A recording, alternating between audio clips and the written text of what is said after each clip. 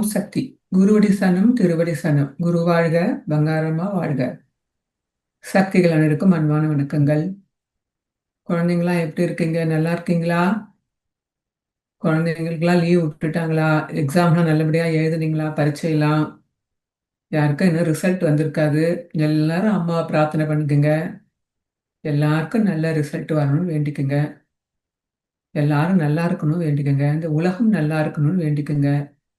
உலகத்துல அமைதி சமாதானம் தழைத்து வாங்கணும். உலக மக்கள் எல்லாரும் சந்தோஷமா எல்லாரும் நல்லா இருக்கணும்னு முதல் பிரார்த்தனை பண்ணணும். எப்ப பிரார்த்தனை பண்ணாலும் எடுத்த உடனே நம்மளுடைய பிரார்த்தனை வைக்காம எல்லாரும் நல்லா இருக்கணும், இயற்கை நல்லா இருக்கணும், குழந்தைகளுக்கு ஏத்த மாதிரி ஈஸியா சொல்லி கொடுக்குறோம். அதாவது உலக மக்கள் எல்லாரும் இந்த உலகம் நல்லா இருக்கணும், இயற்கை நல்லா இருக்கணும், உலக மக்கள் எல்லாரும் நல்லா இருக்கணும், எல்லோரும் சந்தோஷமா எல்லார் வாழ்க்கையும் நிம்மதி அமைதியோட இருக்கணுமா சொல்லிட்டு வேண்டிக்கணும். வேண்டிக்கிட்டு அதுக்கப்புறம் உங்க பிரார்த்தனை என்னவோ பர்சனலா நல்லா படிக்கணும், எல்லாம் உடல் ஆரோக்கியத்தை இருக்கணும், அம்மா அப்பா நல்லா இருக்கணும், எல்லாரும் உடல் ஆரோக்கியத்தோட நல்லா இருக்கணும்னு சொல்லிட்டு பிரார்த்தனை பண்ணணும். அதுக்கப்புறம் நமக்கு என்ன தேவையோ நம்ம அதெல்லாம் வேண்டிக்கணும். சரிங்களா? குழந்தைங்களுக்கெல்லாம் தெரியாட்டினா பெரியவங்க வந்து இதெல்லாம் சொல்லி கொடுத்தோம்னா பிள்ளைங்க அதை மாதிரி பிரார்த்தனை பண்ணிப்பாங்க. சின்ன வயசுலேருந்தே நமக்கு இவங்க சொல்லி கொடுத்தா வளர வளர அவங்களோட பிரார்த்தனை இன்னும் சிறப்பா அமையும். சக்திங்களா, அதுதான் நமக்கு முக்கியம். நல்ல மனசோட பிள்ளைங்க நல்ல எண்ணங்களோட வளருவாங்க. அதுதான் முதல் அவங்க வாழ்க்கைய எந்த கஷ்டங்கள் வந்தாலும் இந்த பிரார்த்தனையே அவங்களுக்கு நல்ல வழித்துணையா இருக்கும். அதனால பிள்ளைங்களுக்கு நல்லது பேரண்ட்ஸ்க்கு தயவு செய்து சொல்லி கொடுத்து நல்வழிப்படுத்தி கொண்டு வந்தா எல்லாரும் நல்லபடியா இருப்பாங்க. சரி, அம்மாவுடைய அருள்வாக்க பார்ப்போமா? அம்மாவுடைய அருள்வாக்கு ஒண்ணு, ஏழைக்கு செய்யும் தொண்டு தெய்வத்துக்கு செய்யும் தொண்டாகும். இது ரொம்ப ஈஸியான அருள்வாக்கு. எல்லா குழந்தைங்களுக்கும் மனப்பாடமே ஆயிடும். ஒரு ஏழைக்கு நம்ம செய்யற தொண்டு வந்து இறைவனுக்கே நேரா சென்றடையுமா. அதனால்தான் அந்த காலத்துல ஒரு பழமொழி சொல்லுவாங்க, ஏழையின் சிரிப்பில் இறைவனை காணலாம்னு சொல்லுவாங்க. அது எப்படின்னு இந்த கதை மூலியமா பார்ப்போமா? நம்ம எல்லாரும் நினைக்கிறோம் எல்லார் வாழ்க்கையும் கடவுள் கஷ்டத்தை கொடுத்துக்கிட்டே தான் இருக்கிறாரு. இந்த கஷ்டத்துக்கு பின்னால என்ன ரகசியம் இருக்குது? ஏன் கஷ்டம் கொடுக்கிறாரு கடவுள்? அதுக்கு பின்னால ஒரு பெரிய ரகசியமே இருக்குது. நம்ம வாழ்க்கையை மாற்ற ரகசியம் என்னன்னு பார்ப்போமா? எல்லாரும் கதையை கேட்டுட்டே வாங்க பார்ப்போம். அதாவது ஒரு ஊர்ல வந்து ஒரு பெரியவர் ஒருத்தர் இருந்தார். நல்ல வயசான பெரியவர். அவர் நல்ல செல்வந்தரும் பணக்காரரா இருந்தார். அவரும் நல்ல குணமுடையவர். எல்லார்கிட்டையும் அன்பா பேசுவாரு. எல்லாரையும் நல்லா மதிச்சு நினைப்பாரு. அதுவும் இல்லாம விளையாட்டு கூட யார்கிட்டயும் பொய் சொல்ல மாட்டாரு. கண்ணியமானவர், ஆனா கண்டிப்பானவர். தன் தொழில்ல சரி நேர்மையானவர், கண்டிப்பானவர். யாருக்குமே மனதளவுல கூட யாருக்கும் கஷ்டத்தை கொடுக்க மாட்டார். ஒரு சொல்லால கூட மத்தவங்கள புண்படுத்த மாட்டார். அவ்வளவு நல்ல இரக்க குணமுடையவர், நல்லவர்.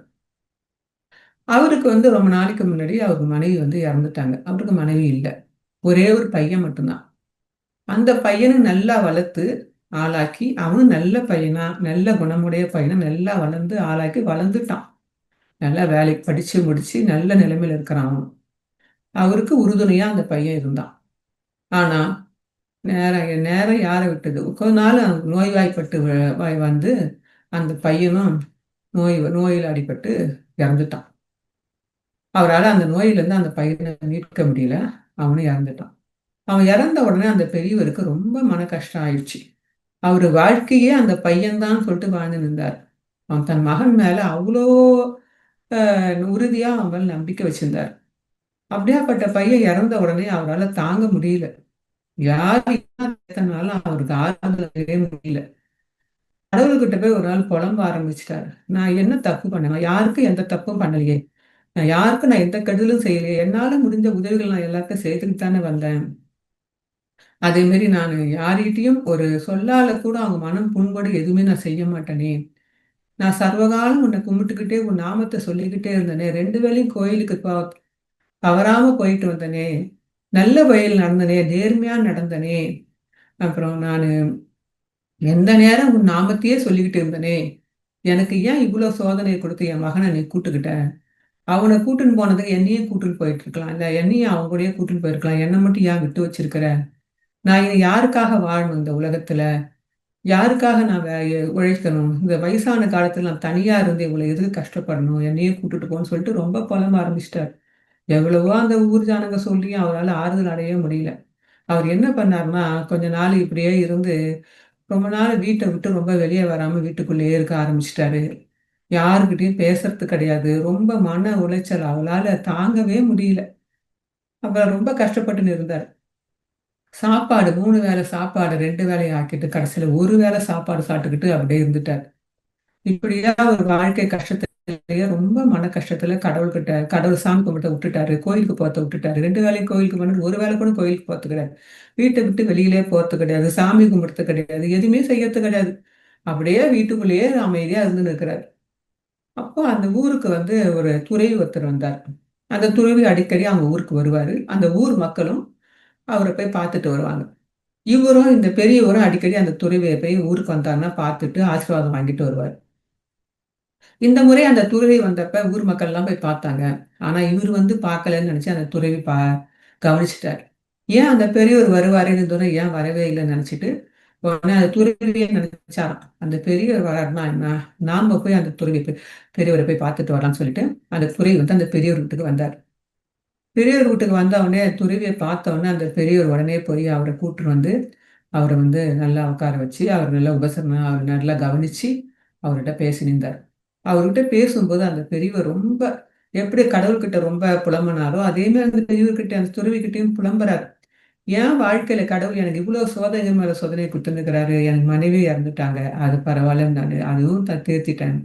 இப்போ உயிருக்கு உயிரா நான் வளர்த்த என் மகன வந்து எ எ என் கடவுள் ஏன் என் மகன என்கிட்ட இருந்து கூட்டின்னு போயிட்டாரு. என் மகன் ஏன் இறந்தான்? நான் யாருக்கும் எந்த தப்பும் பண்ணலையே! நான் எல்லாருக்கும் நல்லது தானே செய்தேன். நான் யாருக்கும் எந்த கெடுதலும் செய்யலையே! நான் சர்வகாலம் அந்த கடவுளுடைய நாமத்தையே சொல்லிக்கிட்டு நல்லா வழிபாடு பண்ணின்னு கோயிலுக்கு போயிட்டு நல்லபடியா தானே இருந்தேன். ஏன் கடவுள் என்ன வந்து இப்படி சோதிக்கிறாரு? சோதனை மேல சோதனை கடவுளோட சோதனைக்கு அளவே இல்லையா? என்ன மட்டும் ஏன் இவ்ளோ சோதிக்க என் மகன கொண்டுட்டு போயிட்டாருன்னு சொல்லிட்டு ரொம்ப புலம்பி கண்ணீர் விட்டு அழுவுறாராம்.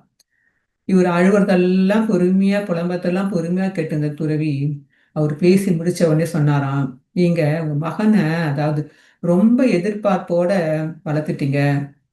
நீங்க செய்த தவறு அதுதான். ரொம்ப எதிர்பார்த்து உங்களுக்கு எல்லாம் உங்க மகன் உதவி செய்வான்னு நல்லபடியா உங்க மகன வளர்த்து, பிற்காலத்துல அவங்களுக்கு உதவி செய்வான்னு சொல்லிட்டு எதிர்பார்ப்போட வளர்த்துட்டீங்க. அதுதான் பெரிய தப்பு. அப்படி எதிர்பார்த்து வளர்க்கக்கூடாது. அதனால தான் உங்களால ஏமாற்றத்த உங்களால தாங்க முடியலன்னு" சொன்னாராம். உடனே அந்த பெரியவர் கேட்டாராம், "என்ன எதிர்பார்ப்பு?" குழந்தைங்கள நம்ம பெத்து நல்லபடியா வளர்த்து எடுக்கறனா, நம்மளால முடியாத காலத்துல அவங்க உதவி செய்வாங்கன்னு சொல்லி தான் நம்ம எல்லாம் பெத்து வளர்க்குறோம்ன்னு. துறவி சொன்னாராம், "இல்ல பெரியவரே, குழந்தைங்கள பெத்து எடுக்கிறதுன்னு நமக்கு உதவி செய்வாங்கன்றதுக்காக பெத்து எடுக்க போறதில்ல. அப்ப வேற எதற்கு ஒரு மகனையோ, மகளையோ நம்ம பெத்து எடுக்கிறோம்னா, பெத்து வளர்த்து ஆளாக்கி நல்லபடியா வளர்த்து கொண்டு வரோம்னா, நம்ம முடியாத காலத்துல, நம்ம கஷ்ட காலத்துல அவங்க உதவி பண்ணுவாங்கன்ற ஒரு நோக்கத்துக்கோசரம் தான் எல்லா பெற்றோர்களும் பிள்ளைங்கள வளர்த்து எடுக்குறாங்கன்னு சொன்னாராம். அப்ப அந்த துறவி சொன்னாராம், "இல்ல நீங்க தவறா புரிஞ்சுக்கிட்டீங்க. கடவுள் வந்து ஒரு ஒரு உயிரையும் இந்த உலகத்துல பொறக்க வைக்கக்குள்ள, இல்ல இந்த உலகத்துல இந்த உயிர் பிறக்கக்குள்ள, ஏதோ ஒரு நோக்கத்தோட தான் கடவுள் அந்த அந்த உயிர இந்த உலகத்துல பிறக்க வைக்கிறார்.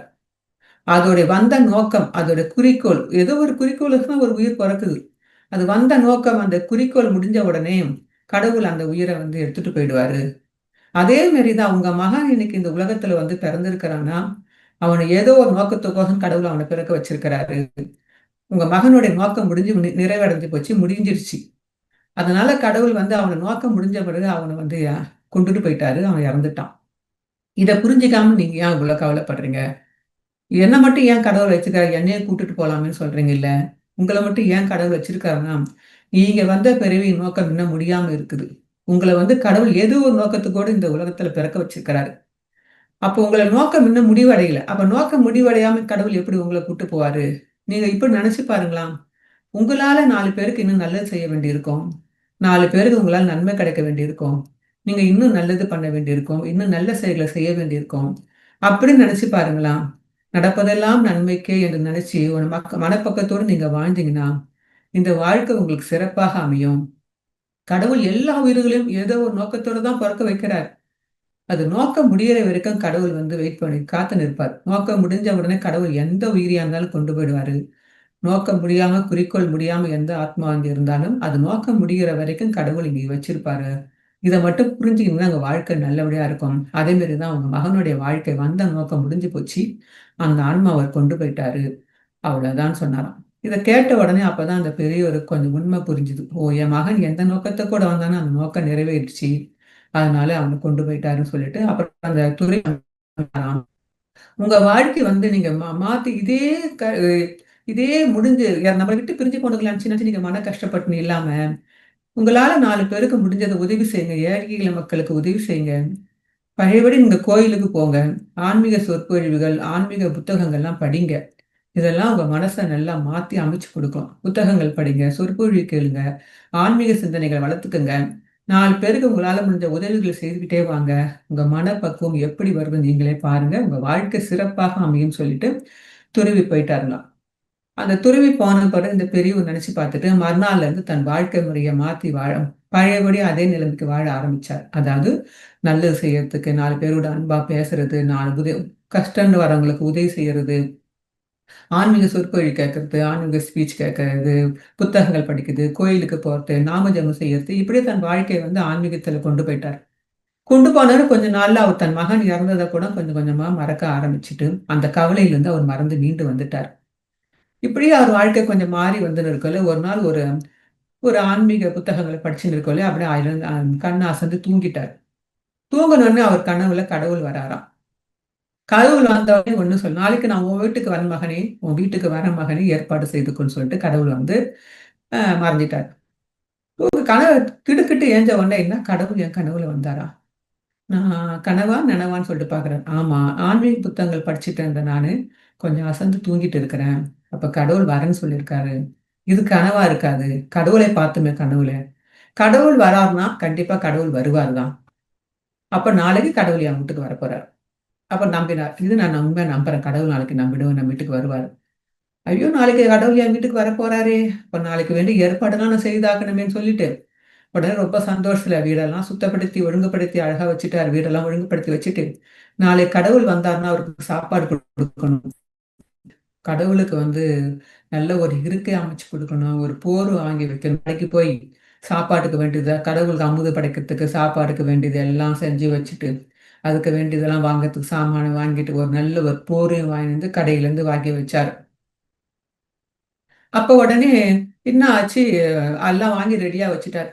கடவுள் வந்த உடனே கடவுளுக்கு சமைக்கணும்னு சொல்லிட்டு, காலையில பால் முதல் பாயாசம் வரைக்கும் பல வகையான உணவுகள கடவுளுக்கு சாப்பாடுலாம் செஞ்சு வச்சுட்டு, கடவுள் வருவாருன்னு சொல்லிட்டு காத்துக்கிட்டே வாசப்படியே தன் அன்னாட வேலைய காலையில எந்திரிச்ச உடனே சாமி கும்பிட்டு முடிச்சுட்டு, அ கடவுளுக்கு வேண்டியதெல்லாம் செய்து முடிச்சுட்டு, கடவுள் வருவாரு வருவான்னு வாசப்படியே போற வரவங்கலாம் பார்த்துட்டு வேலையும் செய்துக்கிட்டு, அதையும் கவனிச்சுட்டே இருக்கிறார். காலை வேலை முடிஞ்சது. கடவுள் வரல. மதிய வேலையும் வந்தது. கடவுள் வந்த பாடு இல்லை. என்ன காலை வரவன்னாரு கடவுள் இவரும் சாப்பிடாமயே விரதமா கடவுளுக்கு முதல் குடுத்துட்டு, அப்ப நம்ம சாப்பிடலான்னு விரதமாவே இருக்கிறார். காலையிலயும் சாப்பிடல. கடவுள் வருவாரு பார்த்தா வரல. மதிய நேரம் ஆச்சு. மதியமும் கடவுள் வரல. சரி மாலை வருவார்ன்னு சொல்லிட்டு மாலை வரைக்கும் காத்துன்னு இருக்கிறாரு. மாலை பொழுதும் வந்துருச்சு. கடவுள் வந்த பாடு இல்லை. வாசலையே எட்டி எட்டி பார்த்துக்கின்னு போற வரவங்கலாம் பார்த்துட்டு இருக்கிறார். கடவுள் வந்த பாடு இல்லை. என்ன ஆச்சு? கொஞ்ச நேரம் கழிச்சு வானம் இருட்டு. ஒரே இடி, மின்னல், மழை ரொம்ப அடமழை பெய்யுது. உடனே நினைக்கிறேன், இந்த அடமழையில கடவுள் எப்படி வரப்போறாரு? சொல்லிட்டு அந்த அடமழையிலயும் வாசலையே நோக்கி காத்துக்கிட்டே இருக்கிறாரு.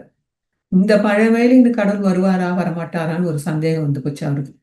என்னடா கடவுள் இந்த மழையில எப்படி வருவாருன்னு நினைச்சுட்டு, அந்த மழையில வாசல்ல கடவுள் வருவாருன்ற நம்பிக்கையோட வாசல்லயே உக்காந்துனே பார்த்துக்கிட்டே இருக்கிறார். அப்ப திடீர்னு என்ன ஆச்சு? அந்த கொட்டுற மழையில ஒரு பொண்ணு ஒண்ணு வருதாம். ஒரு பெண் வந்து ஒரு குழந்தைய தூக்கிட்டு வந்து ஓரமா அவங்க செவுத்து ஓரமா மழையில நனைஞ்சுட்டு நிக்கிறா. அத பார்த்து அவர் உடனே யாரம்மா நீன்னு கேட்கிறாரு அந்த பெரியவர். பெரியவர் கேட்ட உடனே அந்த பொண்ணு சொல்றா, நான் வந்து பக்கத்து ஊருக்கு போகணுங்க. பக்கத்து ஊருக்கு போறதுக்காக வேண்டி வந்தேன். மழை நல்லா புடிச்சுக்கிச்சு. இந்த மழையில என்னால வேகமா போக முடியல. அதனால ஓரமா இங்க ஒதுங்கி நிக்கிறேங்க. குழந்தை அழுவுதுங்கன்னாங்க. உடனே அவர் சொன்னார், குழந்தை அழுவுதும்மா, பசிக்குதாம்மா, பால் குடுக்குறியாம்மா குழந்தைக்குன்னு கேட்டாராம். சரி குடுங்கங்கன்னு சொன்னோனே, உள்ள போய் சாமிக்குன்னு வச்சிருந்த, கடவுளுக்குன்னு வச்சிருந்த அந்த பால சூடு காட்டி கொண்டு வந்து அந்த குழந்தைய குடுத்தாராம். அந்த குழந்தையும் அந்த பால குடிச்சிட்டு அவங்க அம்மா மழை நின்ன உடனே அந்த தாயும் குழந்தையும் நன்றி செலுத்திட்டு போயிட்டாங்க. கொஞ்ச நேரம் சென்று ஒரு நாய் ஈரம் சொட்ட சொட்ட ஓடி வருது பாவம். அந்த நாயை பார்த்த உடனே, "ஏன் உனக்கும் பசிக்குதா? உனக்கும் சாப்பாடு வேணுமான்னு?" சொல்லிட்டு கேட்டுட்டு, தான் சாப்பிடாம வச்சிருந்த சாப்பாடு இருந்ததுல, காலையிலேருந்து வச்சிருந்த சாப்பாடு கொண்டு வந்து அந்த நாய்க்கும் குடுத்துட்டு, "நீ சாப்பிடு, வயிறார சாப்பிடு" சொல்லிட்டு நாய்க்கும் போட்டுட்டாரு. அந்த நாய் வயிறார அந்த சாப்பாட சாப்பிட்டுட்டு, நன்றியோட வால ஆட்டிட்டு அதுவும் போயிடுச்சு. இப்படியே அவர் உட்கார்ந்தாரு. கொஞ்ச நேரத்துல ஒரு பிச்சைக்காரரு குளுர்ல நடுங்கின்னு அங்க வராராம். "ஐயா, எனக்கு ரொம்ப குளிருதுங்கய்யா. போத்திக்கிறதுக்கு ஏதாவது இருந்தா குடுங்கய்யான்னு" கேட்கிறாரு.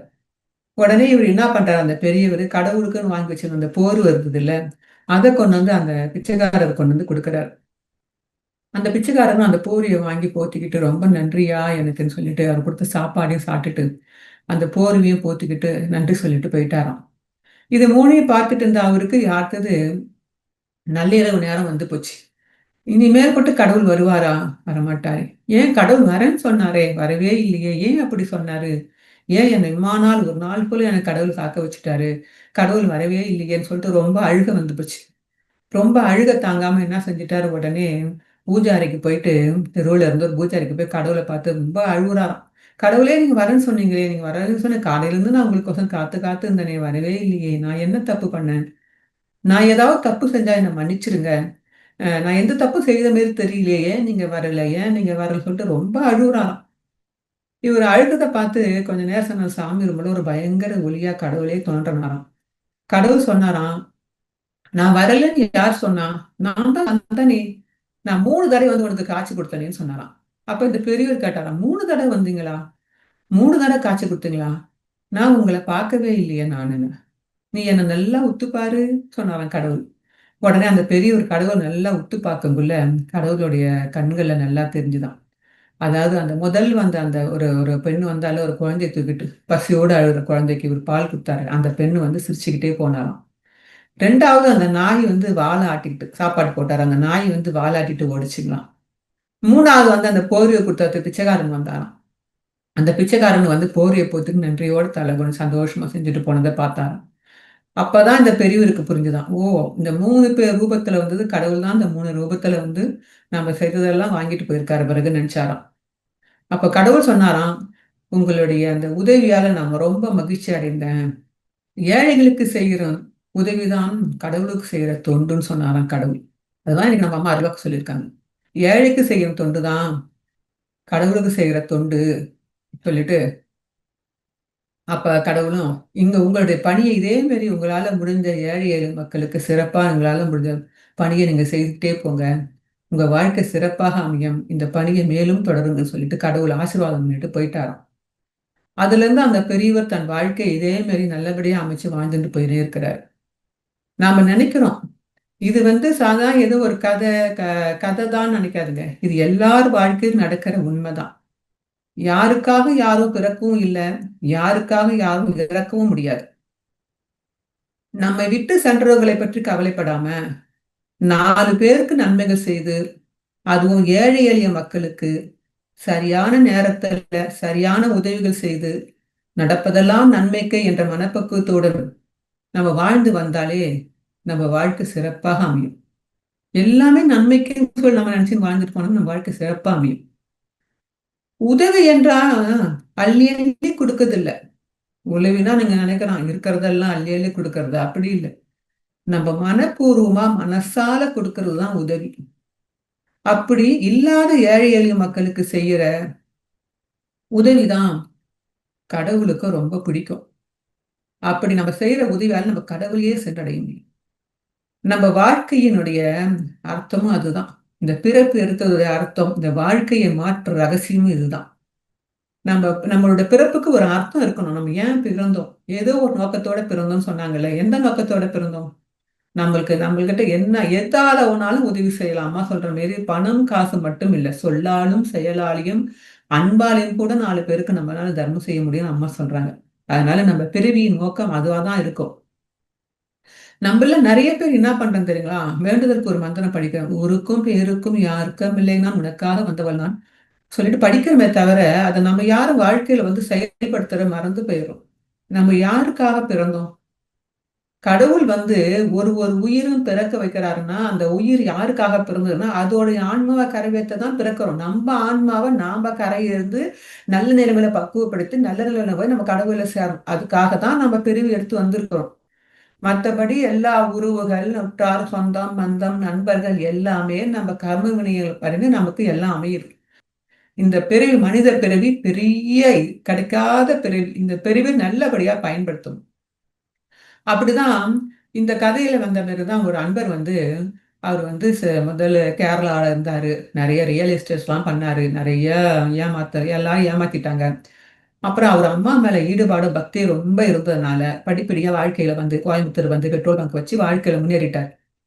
பட்டதெல்லாம் கடனெல்லாம் தீர்த்துட்டு முன்னேறிட்டு வந்துட்டாரு. அவருக்கு மூத்த மகனுக்கு கல்யாணம் பண்ணணும்னு சொல்லிட்டு பொண்ணு பார்த்துருக்கிறாரு. அவர் அடிக்கடி கோயம்புத்தூர்லேருந்து மருவத்தூருக்கு வந்து எப்ப பொண்ணு பார்த்தாலும் அம்மா கிட்ட வந்து பதில் கேட்காம பொண்ணு வீட்டுக்காருக்கு பதில் சொல்ல மாட்டார். அதே மாதிரி 17 முறை வந்து அம்மா கிட்ட வந்து பொண்ணு ஜாதகத்தை கொண்டு வந்து காட்டியிருக்கிறாரு. அம்மா வந்து வேணாம் வேணான்னு ஏதோ ஒண்ணு தட்டி கழிச்சிருக்கிறாங்க. இவரும் விடாப்பிடியா பொண்ணை பார்த்துக்கிட்டே இருந்திருக்கிறாரு. கடைசியா ஒரு 18வது ஒரு பொண்ணு பார்த்திருக்கிறாரு. பொண்ணு பார்த்தோம்னா அந்த பொண்ணு வீட்டுக்கார்ட்ட சொல்லிட்டு வந்தாராம், நான் அந்த பெண்ணு ஜாதகத்தை அவங்க பொண்ணு வீட்டுக்கும் புடிச்சிருச்சு, மாப்பிள்ளை வீட்டுக்கும் புடிச்சிருச்சு, ஜாதகம் பொருத்தம் அமைஞ்சு போச்சு, எல்லாருக்கும் அமைஞ்சு போச்சு. இவர் பொண்ணு வீட்ட சொல்லிட்டு வந்த அம்மா வந்து என்ன பதில் சொல்றாங்களோ அதுக்கு ஏத்த மாரி நான் உங்களுக்கு வந்து நான் பதில் சொல்றேங்க. அம்மாவ கேட்காம நான் எந்த பதிலும் சொல்ல மாட்டேன்னு சொல்லிட்டு கோயம்புத்தூர்லேருந்து மருவத்தூருக்கு வராரு. பருவத்திற்கு வரும்போதெல்லாம் அவர் என்ன நினைக்கிறாருன்னா, இந்த ஜாதகத்த வந்து இத்தன தடவ அம்மா வேணாம் வேணாம் சொல்லிட்டாங்க. இந்த ஜாதகம் வந்து எல்லாம் அமைப்பா அமைஞ்சு போச்சு. இந்த பொண்ணு நல்லபடியா அமைச்சு முடிச்சுடுடான்னு சொல்லிட்டு அம்மா சொல்லணும். நல்லா கல்யாணத்த முடிச்சுரு, நல்லதா அமைச்சு முடிச்சுருன்னு சொல்லுவாங்கன்னு சொல்லிட்டு எதிர்பார்ப்போட வந்திருக்கிறார். வந்து அந்த பொண்ணோட ஜாதகத்த வந்து அருள்வாக்குல அம்மா முன்னில வச்சிருக்கிறார். அந்த ஜாதகத்த பார்த்த அம்மா கம்முன்னு இருந்தது. ஒண்ணும் சொல்லாம மௌனமா இருந்தது. அத பார்த்து அவரு வந்து அம்மாட்ட வந்து கேட்டாராம். என்னம்மா சொல்லட்டும் பெண் வீட்டுக்காருக்குன்னு இருக்காரு. அம்மா ஒண்ணுமே சொல்லாம கண்ணுலருந்து தண்ணி தார தாரையா தெய்வத்துக்கு கண்ணுல அம்மா கண்ணுலருந்து தண்ணி ஊத்துதாம். இத பார்த்து அவரு ரொம்ப அதிர்ச்சியா இருந்தாரு. "ஏம்மா அழுவுற நீ? நான் ஏம்மா அந்த பொண்ணு வீட்டுக்காருக்கு நான் என்ன சொல்லட்டும்ன்னு கேட்டதுக்கு ஏம்மா இப்படி அழுவுறன்னு?" கேட்டிருக்காரு. அம்மா அழுத உடனே அவர் மனசு அப்படி உடைஞ்சு போச்சு. தார தாரையா ஊத்துதாம். "ஏம்மா அழுவுறன்னு?" கேட்டா அம்மா சொல்லிச்சாம், "என்னடா செய்யறது? தெய்வ ரகசியத்த சொல்ல வச்சுட்டியேடான்னுச்சாம்." "என்னம்மா தெய்வ ரகசியம்ன்னு?" கேட்டிருக்காரு. நான் தெய்வ ரகசியத்தெல்லாம் சொல்லக்கூடாதுடா. நான் சொல்ல வேண்டிய கட்டாயத்துக்கு என்ன ஆளாக்கிட்டடா. நீயும் நானும் 17 எத்தனையோ பொண்ணுங்கள தட்டி கழிச்சேன். நீயும் விடாப்பிடியா பொண்ணோட ஜாதகத்த கொண்டு வந்து காட்டின்னு இருக்கிற. இந்த உன்னுடைய மகனுடைய ஆயுள் வந்து முடிய போகுதுடா. உங்க மகனுக்காக வேண்டி இந்த பொண்ணுடைய வாழ்க்கை நான் வந்து ஒரு தாயா இந்த பொண்ணுடைய வாழ்க்கைய பாழாக்கக் கூடாது. அதனால தான்டா நான் அழுவுறேன்னு சொல்லிட்டாங்களாம். அம்மா அந்த பொண்ணு வேணாம், கல்யாணம் பண்ணாதன்னு சொல்லல. தெரியுதுங்களா? ஒரு பொண்ணுடைய வாழ்க்கைய வீணாக்க கூடாதுடா. தாயா வந்து நான் வந்து அந்த பொண்ணு வாழ்க்கை வீணாக்க எனக்கு விருப்பம் இல்லடா. உன் மகனோட ஆயுளு முடிய போகுதுடா. அந்த தெய்வ ரகசியத்த நான் இப்ப சொல்லிட்டேனே, அதனால நான் அழுவுறேன்டான்னு சொல்லிச்சான். இத கேட்ட அவருக்கு ஒண்ணுமே எல்லாம் சரிம்மா உன் விருப்பம் என்னவோ உன் விருப்பப்படி நடத்திட்டு போம்மான்னு சொல்லிட்டு அமைதியா வந்துட்டு, அந்த மகன் வந்து இறந்துட்டாரு. அந்த மகன் இறந்த உடனேயே அவருக்கு ரொம்ப ஒடிஞ்சு போயிட்டாரு. ஐயோ! அம்மா சொன்ன மாரியே ஒரே வாரத்துல அந்த பையன் இறந்துட்டான். இறந்து முடிஞ்ச உடனே அவரு ஆனா அத பத்தி கூட நினைக்காம, என் மகனுக்கோசரம் அம்மா இவ்ளோ கண்ணீர் விட்டு அழுதாளே, அந்த தெய்வமே அழுதுதுன்னு சொல்லிட்டு அவரு ரொம்ப மனசு பாடுபட்டுச்சாம். ஆனா அவரு அந்த நிலைமையிலும் தன்னோட ஆன்மீக பணியையோ, எதையுமே அவர் நிறுத்தவே இல்ல. இந்த கதையில வந்த மாரி ஆரம்பத்துல அந்த பெரியவர் விட்டாரு பாரு, அத மாரி நம்ம அம்மாவோட பக்தர் விடவே இல்ல. தன் அம்மா இட்ட பணியும் சரி, தொண்டும் சரி, பக்தியிலும் எல்லாத்துலயுமே அதே மாரி இருந்து வாழ்ந்துட்டு வந்தாராம். அத மாரி தான் சக்திங்களா நாம இருக்கணும். நம்ம யாருக்காகவும் பிறக்கல, யாருக்காகவும் இறக்கவே இல்ல. நமக்காக நாம பிறந்து வந்திருக்கிறோம். நம்ம வாழ்க்கைய சீர்படுத்தி கொண்டு போக தான் நம்ம வந்திருக்கிறோம். நம்ம ஆன்மாவ நல்ல நிலைமைக்கு கொண்டு போக வந்திருக்கிறோம். அததான் நம்ம மனசுல பதிய வச்சுக்கணும் இந்த கதையிலிருந்து. மேலும் இன்னும் அனுபவம் என்னன்னா, ஒரு அம்மாவுக்கு ரொம்ப நாளா குழந்தை இல்லாம ஒரு குழந்தை பொறந்துச்சாம். அந்த குழந்தைய வந்து ஒரு 3 மாசம் ஆனோனே அம்மாட்ட தூக்கிட்டு வந்தாங்களாம். தூக்கிட்டு வந்து அம்மாட்ட வந்து பாத பூஜை பண்ணிட்டு போயிருக்கிறாங்க. போயி ஒரு 2டே நாள்ல அந்த குழந்தை இறந்து போச்சு. குழந்தை இறந்த உடனே அந்த அம்மாவுக்கு ஒண்ணுமே புரியல. இப்பதானே அம்மா கிட்ட பாத பூஜை பண்ணிட்டு வந்தோம். எப்படி நம்ம குழந்தை இறக்கும்? அம்மா சொல்லவே இல்லையே. ஏன் நம்ம குழந்தை இறந்தது? குழந்தையே இல்லாம ஒரே குழந்தை அவங்களுக்கு பொறந்திருக்குது. ரொம்ப நாள் கழிச்சு பொறந்த குழந்தை இறந்து போச்சுன்னு சொல்லிட்டு ரொம்ப கவலையில அவங்க அம்மா அழுதுகிட்டே இருந்துக்கிறாங்க. அழுதுகிட்டே இருந்தப்ப அந்த குழந்தை இறந்த குழந்தை வந்து அது ஆத்மாக்கு எல்லாமே தெரியும் தானே. அவங்க அம்மா கனவுல வந்து சொல்லிச்சான். கனவுல பார்த்தா ஒரு பேய் உருவம் மாரி ஒரு உருவம் வந்துதான். அந்த பேய் உருவம் மாறி ஒரு நல்ல ஒரு குழந்தையா அதே குழந்தை இறந்த குழந்தை அப்படியே அது முகத்தை காட்டிச்சான். அவங்க அம்மாக்கு ஒன்றும் புரியலையாம். அப்ப அந்த குழந்தை சொல்லிச்சான், அம்மா நான் போன பிறவியில ரொம்ப பாவம் செய்திருந்தேம்மா.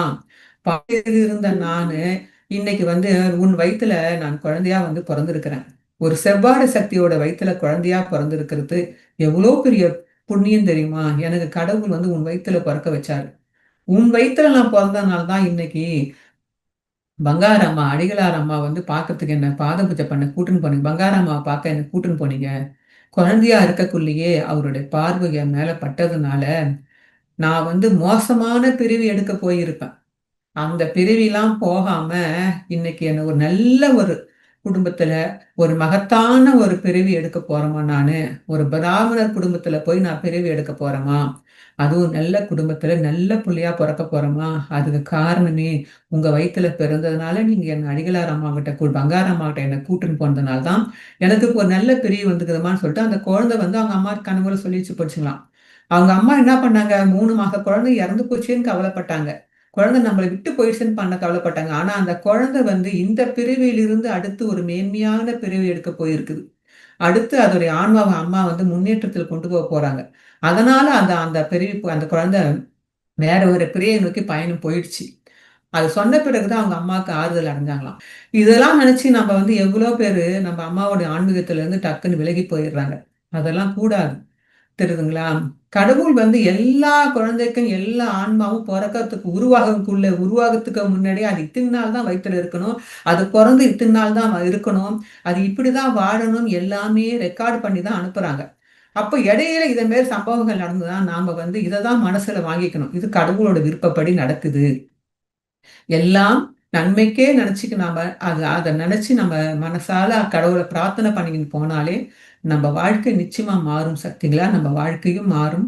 நம்மள வாழ்க்கைக்கு மாற்றக்கூடிய ரகசியம் இதுதான். எல்லாமே கடவுள் விருப்பப்படி தான் நடக்குதுன்னு நம்ம வாழ்ந்தாலே எல்லார் வாழ்க்கையும் சந்தோஷமாக இருக்கும். எனவே நம்மளால முடிஞ்ச தான தர்மங்களை 4 பேருக்கு செய்து மனதாலும் சொல்லாலும் செயலாலும் செய்து நல்லபடியா நம்ம வாழ்ந்து வந்தாலே நம்முடைய வாழ்க்கையின் அர்த்தம் சக்திங்களா. அனைவரும் அன்னையின் அருள்வாக்கை கடைபிடிச்சு அனைவரும் வாழ்க வளமுடன். ஓம் சக்தி. குருவடி சரணம். திருவடி சரணம்.